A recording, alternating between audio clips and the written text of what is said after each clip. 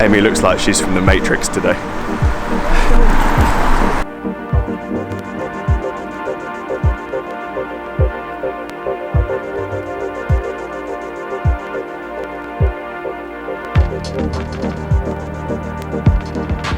Thank you so much. Good morning. It's quite a sad day today. One of our friends passed away and it's his funeral. Obviously I'm not going to be filming there, but that's why we're in a pub at 9 o'clock in the morning. Excuse me, sir, would you like a beer? I'd love one. This flavour beer? No, that's disgusting. This flavour beer? Yeah, that one's quite nice. Why are you so tall? Oh. I quite like all of these chair sculptures. Yeah, I did these. Did you? Yeah. Well, you're a good sculpturist. I learned from Aaron, who's Yeah. an architecture student, that if something stays up for 3 seconds, it's probably going to stay up forever.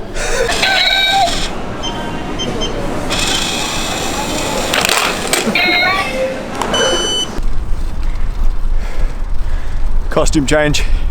I'm now back out on the bike. I'm on Old Faithful, the rusty steel piercing. My legs are wrecked. It's a good job this has a spinny gear on it because I really need to just unwind them. My knees have been pretty wrecked since that 8 hours on Sunday. That was quite a steep climb, you know. I've made some changes to the Cinelli. I'll show you when I get back. Basically, it's going to make it a lot easier to ride and, well, brake at the same time, which was a bit of an issue before. After being on the Cinelli for ages, this bike feels pretty flexy, to say the least. Here it is, again. So here are the small changes I've made. I've taken off the shifters, pretty much. When I'm riding along and my camera's in my right hand, Euro style brake. As I said when I was riding just now, my knees are really sore. I'm gonna see if I can sort out a geared bike for some of the longer rides. Not all of them, because I can appreciate how fit this does get me, but there's no denying it's just not practical sometimes. I've also got some high pressure rim tape. I don't even run that high pressure tyres, but hey ho. Cheers, Bailey. These are 28s, so they're pretty wide. You don't need to run them at super high pressures. Also, look at this front brake. It's ruining my lovely wheels. Temperature has dropped dramatically here in the UK. It was around 10 degrees and we were doing some good rides, but it was wet. And now it's not wet, but it's 1 degree outside. So you can't breathe. Saturday is Dan Cooper's last race at Hillingdon. He's one of the elf riders and only 40 points sit between him and the overall race leader. Chris the Walrus is obviously riding every day. I'll see if I can join him on Sunday as well, because I don't have any other plans.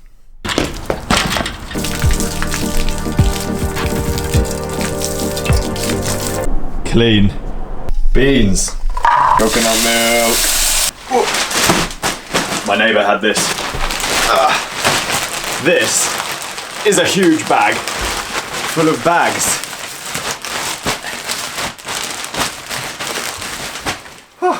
So I'm a member of a group called London Small YouTubers, and a guy posted on it selling, well not really selling, giving away these bags. He started this company called Coordinate Gear, but unfortunately he just couldn't compete. So he's got all this stock left over and very kindly gave it away as long as we paid postage charge. 1 shoulder bag, 2 shoulder bags, 3 shoulder bags, a really small little courier bag, the one that they all came in. Not bad, right? It's like Christmas. Paul, this is awesome.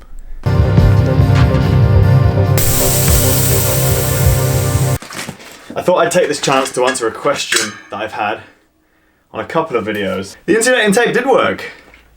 So I did used to race.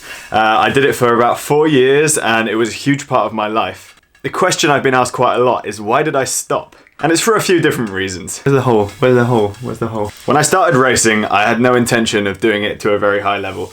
As things went on, I realised I was fairly naturally talented at it and ended up pursuing it as a career. It's definitely a sport you can't really do in half measures, as demonstrated by the fact I've come back into it.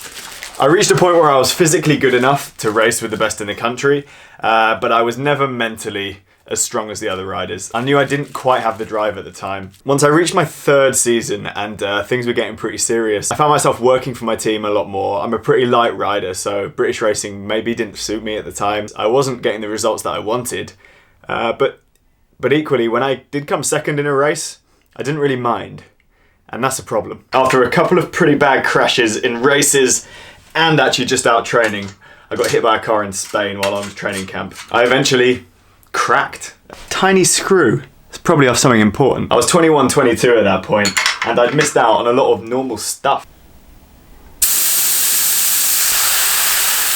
Also, as I matured as a person during those 4 years, it slowly dawned on me how much you can actually hurt yourself while racing. We had a couple of very sad incidences in the British elite scene when I was riding. Both of them were meters from me, and both of them ended in deaths. It was a combination of all of these things that led me to my decision. Unfortunately, when I did stop, I stopped.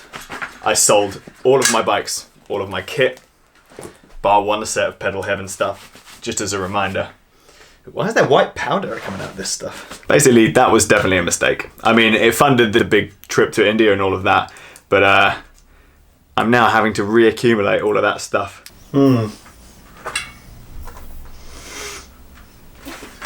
Needless to say though, I'm pretty stoked to be back riding again. I'm excited at the prospect of possibly racing again. Definitely crits, and if they're closed roads. I don't think I can bring myself to race on the rolling road closures or semi-closed roads or whatever they call it. It's just not safe. And it's a shame that there's so many races like that in Britain. We'll see how my fitness goes, I suppose. Me suffering's gonna make pretty good viewing at least.